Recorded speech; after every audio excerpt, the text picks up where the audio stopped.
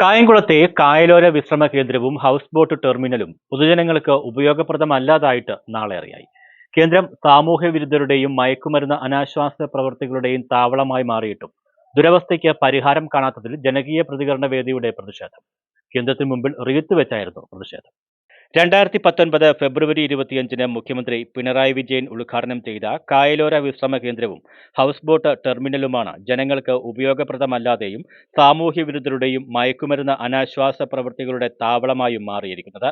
ഇതിൽ പ്രതിഷേധിച്ചാണ് ഉദ്ഘാടനത്തിന്റെ 7ാം വാർഷിക ദിനത്തിൽ കായംകുളം ജനകീയ പ്രതികരണ വേദി റീത്ത് വെച്ച് പ്രതിഷേധിച്ചത്. കേന്ദ്രത്തിന്റെ ദുരവസ്ഥയിൽ മുഖ്യമന്ത്രിക്ക് പരാതി നൽകുകയും ചെയ്തിരുന്നു.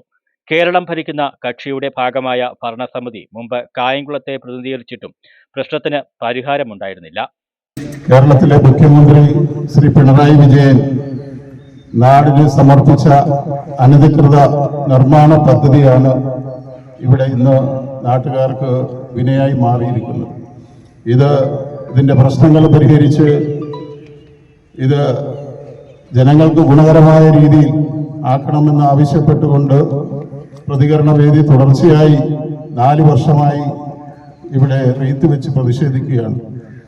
തുടർന്ന് നടന്ന പ്രതിഷേധ യോഗത്തിൽ കറുത്ത തുണി കൊണ്ട് വായ മൂടിക്കെട്ടിയും കറുത്ത പതാകകൾ ഉയർത്തിയും പ്രതിഷേധിച്ചു.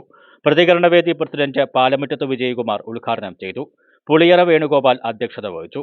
Somasekharan Unnithan, Rajasekharan, Anil P Daniel, K N Krishnakumar, Babu Koyickal, K P Alexander, Rajan Puthiyidam, K N Jayan, Sreedharan Pillai, Radhakrishnan, Aneesh Gopinath തുടങ്ങിയവർ നേതൃത്വം നൽകി. News bureau, Kayamkulam.